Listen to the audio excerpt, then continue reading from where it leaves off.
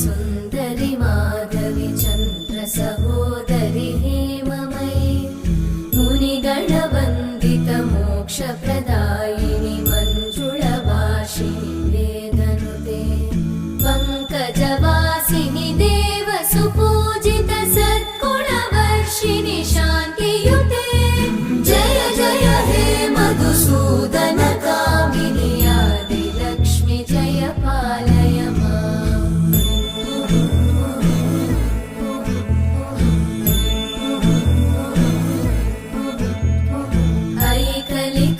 ऐकलिकल्मषनाशिनि कामिनि वैदिक